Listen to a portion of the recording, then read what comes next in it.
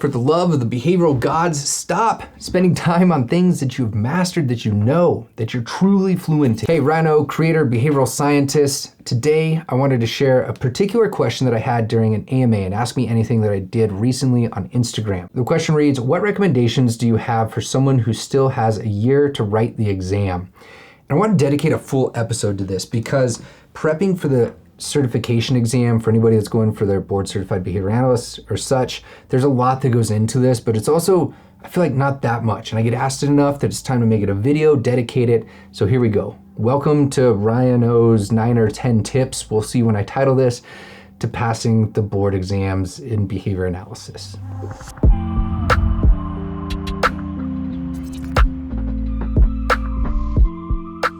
All right, first of all, this is all anecdotal information. I really believe in it, but you need to always benchmark your own progress, your learning with the data that's going on in your situation. So just remember that throughout. Now, I was a part of a tutoring service, is what we called it, for people that were either looking to pass the test or had already attempted, failed, and were looking for some sort of tutoring.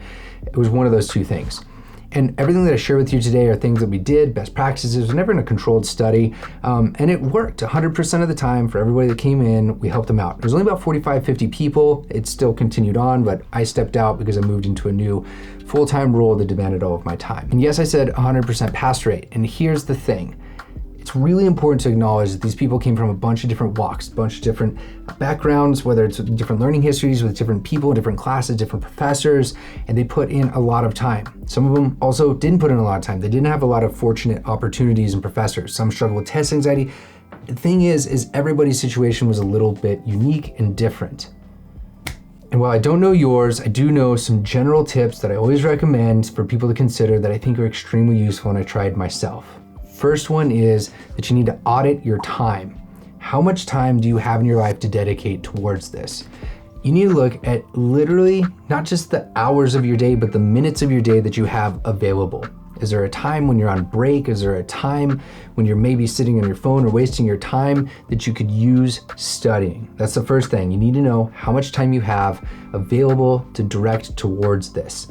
I found myself that typically around 6 p.m. until 9:30 or 10:30 or 11:30 p.m., depending on like what time I'm kind of going to bed in my life at that point, I just waste that time. Now, it could be relaxing self-care things like that. However, this is a period where I'm super inefficient. And it's knowing that is the first step. You have to figure out where you can start to apply your time. Now, oftentimes for me, I was super tired during these periods. And so what I'd do is I'd actually start going to bed earlier, waking up earlier so I could use the efficient hours of my day when I had a fresh cup of coffee, I was productive, and I was feeling rested to actually put time into this field. So audit your time, number one. Number two, treat each study session as something that you respect. Put your time in. I have an article here that I'm going to reread. I'm gonna set aside my dedication time for this. I'm not gonna have my phone on, no distractions near me, nothing. I'm just gonna treat this article with the respect that it deserves. I'm gonna do my best to read, consume, and master this. The same goes for all of your study sessions. The next one's a little bit controversial, but there's different learning modalities. And if anybody here is saying I am a visual or an auditory type learner, that is likely bullshit. And I'm sorry to be so frank with you, but unless you have a serious disability or disease that limits the ways in which you can learn, that you do not have the ability to learn through certain senses, touch, sense, smell, seeing, hearing, right? Then this is a myth. I've linked down below 2 different podcasts you can check out on learning modalities, both through how instruction is designed and how the effects of learning through different modalities helps, as well as one on the actual learning styles mythology that's out there. And while this is about test prep and you're gonna have a written modality that you need to learn it in, there is clear evidence that what you should be doing is learning in as many modalities as you possibly can. So for the 2 years that I was in my master's program, not only did we have to do written exams, we had to write formal papers, we had discussions, we also had verbal tests where I had to sit down in front of a professor, describe that I could state all of the things that I was learning in an argument, like a coherent argument. I had to describe and actually be accurate on all of my terms, including the definitions of them. Like I had to walk in, sit down in front of a professor like this and spend 15 minutes on an oral exam continually demonstrating that. It was stressful, it really sucked, but it was one of those things where later on, I realized these are the demands that are gonna be on me. I'm gonna have to be able to describe things, maybe not scientifically, but in pressured situations, I'm gonna have to advocate for the learners, for the clients that I'm serving, and these modalities were super important.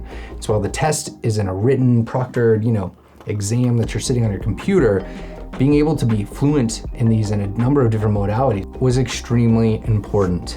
Number 4 is establish check-ins. In the education system, there's curriculum-based measures. These are typically administered weekly, and they're a way to kind of check how you're performing and you're learning to the yearly sort of goals that you should be achieving. And while we don't have these in behavior analysis, you can do very similar things, whether with your mentors, with your peers, or one way that I thought was super useful, I used to use myself, is I would look at weekly the task list for the Behavior Analyst Certification Board and say, what did I learn in this area? Can I describe and talk about it? And you could check in each week across the 2-year program that I was learning, how many things I was mastering, what was left, and what I had to go. So I mentioned you can sit down with a mentor, colleagues, and start to get a little bit of sense of this. Clearly, they need to be extremely knowledgeable and be very honest in their feedback. However, there's also practice tests out there, and I used to use these every 3 to 6 months. I would buy one, check in, see how I was doing. I wouldn't live or die by those results. These are often third-party people that are doing these to try to help people out and get them ready. But the people that develop those don't actually know what's on the exam. That is not information that they know. So I used to take a variety of them across those couple years to have a sense of what I was consistently doing well in and what I was lacking in. These weekly check-ins can help reset what you need to be learning on and help clarify what you already know and what to spend maybe a little bit less time on, which actually brings me to the next point, which is stop paying attention to and dumping all your time into things that you already know. If you've mastered it, put it in a sort of like maintenance phase, check in on it. But if you're a master of reinforcement and punishment and basic principles in this field, you can pause a little bit there. Spend time on the things that you're not doing well. For the love of the behavioral gods, stop spending time on things that you've mastered, that you know, that you're truly fluent in. Now there's a very real issue, and this one isn't one I can actually help on, but testing anxiety is point number 6. I am not qualified to help you. You shouldn't be coming to YouTube for these. There's 2 resources that I found super useful. A behavioral approach to anxiety, which is a paper that's freely accessible that I linked down below, and another book that I used during my own graduate school experience that I just kind of stumbled upon called Get Out of Your Mind and Into Your Life by Stephen Hayes, ghostwriter Spencer Smith. Both, in fact, I've actually met all of these people. They just have great ways to think about anxiety and how to approach it. The one being conceptual, the first article, the second one being a way to really work through your own situation, how you can maybe move forward. However, that at most is a sort of like self-help bibliotherapy, and this could actually be a real area where you need to call in a professional and get some help. Number 7 is apply what you're learning every day. Find a place where you can work and apply what you're learning. And this is something where you're gonna have to look for these continuously. When I was learning about this really weird area called relational frame theory, I was sitting in sessions trying to help teach children with autism, different sorts of skill sets, and I had to actively think about what was going on there. What's the C-rel, the C-func, what's the relational frame that's going on here?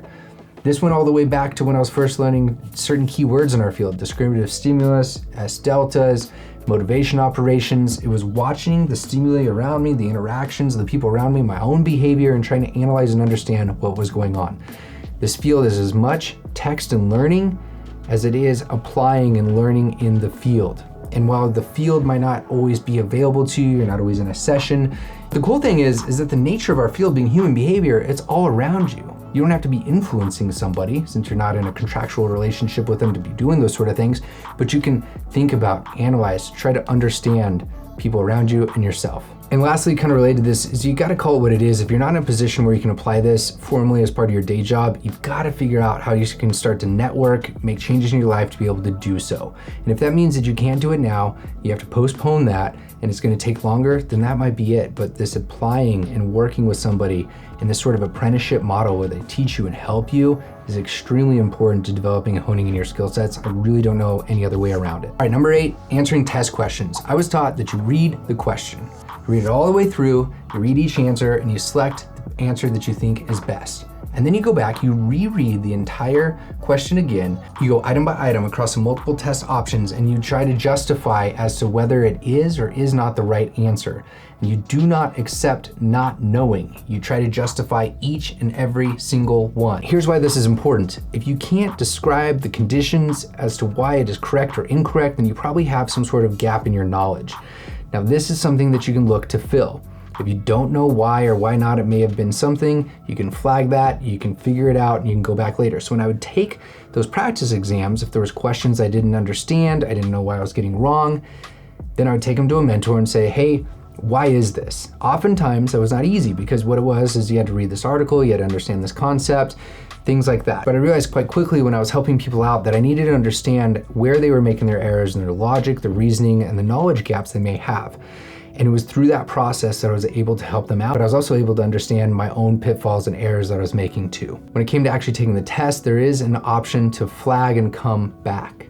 I used to use that all the time. If I wasn't sure immediately with certainty on that second pass through as to why the correct answer was the correct answer and made sure that it wasn't the others, I'd flag it, I'd move on, wouldn't stress about it, answer it, and come back later. This helps you confidently get through all of the exam questions that you think you have mastered and know and justify as to why, and then you can come back and spend a lot more time on the ones that you may need a little bit more consideration on. Number 9, which is definitely the hardest one, but the most realistic one that needs to be talked about, is I consumed far more materials than just 1 or 2 books or the things that were described in my course syllabus as to what I had to read. A lot more. You can see some of them here. There's actually a whole other shelf back there as well. I read and consumed every book, every chapter I possibly could. What did that mean? Usually meant about 2 or 3 hours a day of reading. Now, I dedicated this time because there was a lot of material out there and I was really, really interested in it. Now, how did I do this? I read on average about an article and a chapter every day, plus the schoolwork and the readings that were required for that or through my supervision.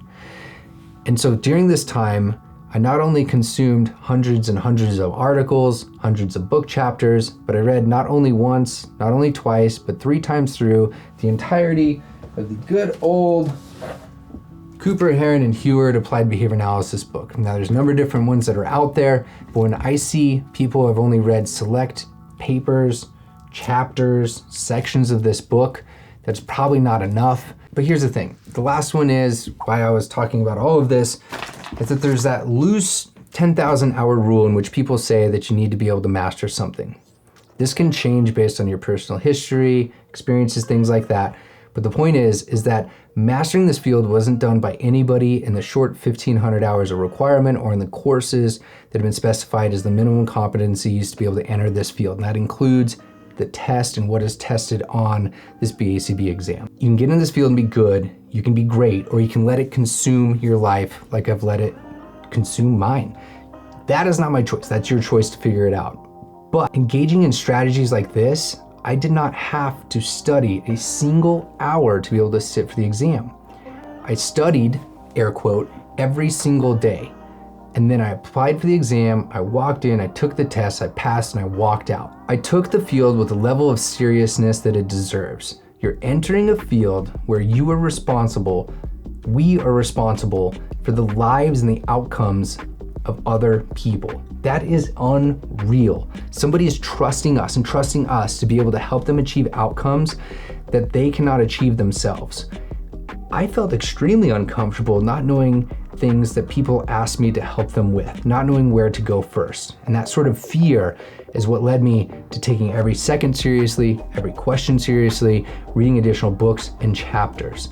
And so I think everybody's timeline's a little bit different, but if you can find the time to really hone in and practice these skill sets day in and day out, that starts to accumulate into a lot of experience and opportunities and really the rewards of helping people out. That is really why we got in this field in the first place, right? And so when I say things like 2 or 3 hours of reading per day minimum, that's what I did always. Didn't matter if I came home at 9 o'clock after I finished my schoolwork and a long day and I had to stay up until 2, 3, 4 in the morning and get up at 6 again. That's what I did. It came at a lot of sacrifice in my personal as well as my family and sort of health domains that I enjoy.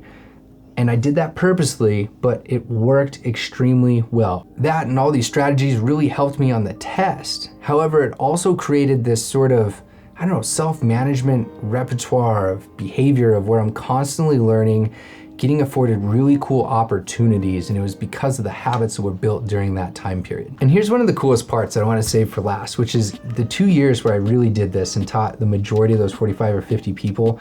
I did this without my BCBA. This was prior to sitting for my own exams. That 100% pass rate and these strategies were being applied by people that were theoretically farther down the line than I was. Now I had sat for my BCABA, so I had a little bit of an experience of going through that process, and I was overseen by a BCBAD, and all my sessions were monitored there for the quality of my content. But for me, it was a testament to you have to master the skills that are being tested for on the exam. There's many skills that are out there, many beyond that task list, and for me, as much as I could possibly master as many things that people told me were valuable out there and things that I needed to learn to be able to help those students out and the learners that I was serving, the better off I was going to be. So in sum, learn something, take it seriously, follow your own data, and just know that these are strategies that I wanted to share because they worked for me, they're anecdotal, and I want to be able to point people towards what's worked when they ask me and help them out.